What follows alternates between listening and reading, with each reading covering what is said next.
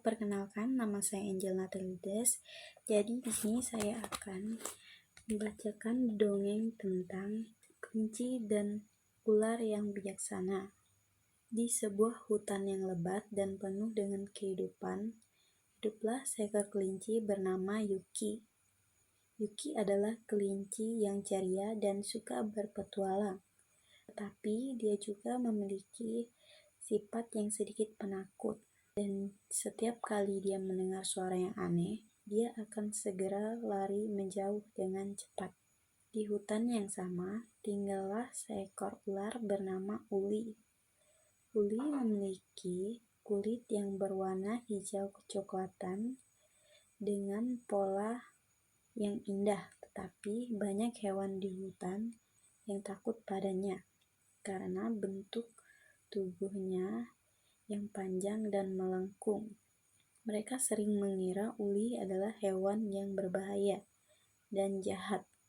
Padahal sebenarnya Uli adalah ular yang sangat bijaksana dan baik hati. Suatu hari, Yuki berjalan-jalan di tepi sungai yang jernih.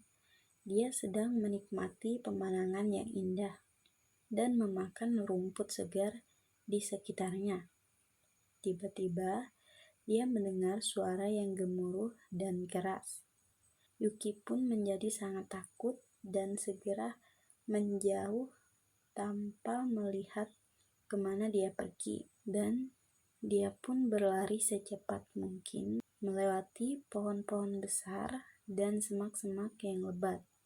Namun karena dia tidak melihat jalan, dia tidak sadar bahwa dia sedang mendekati tebing yang curam. Saat dia menyadari hal itu, sudah terlambat. Kakinya tergelincir dan dia jatuh ke dalam sungai yang deras arusnya. Yuki tidak bisa berenang dengan baik.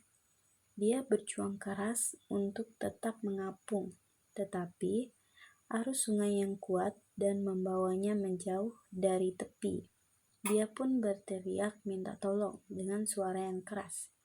"Tolong, tolong, aku tidak bisa berenang, tolong aku." Pada saat itu, Uli beristirahat di bawah pohon yang dekat dengan sungai. Ia mendengar teriakan Yuki dan segera berlari ke tepi sungai. Dan dia melihat Yuki yang sedang berjuang di dalam air. Dan ia pun segera memutuskan untuk menolongnya. Uli melompat ke dalam sungai dan berenang menuju Yuki dengan cepat.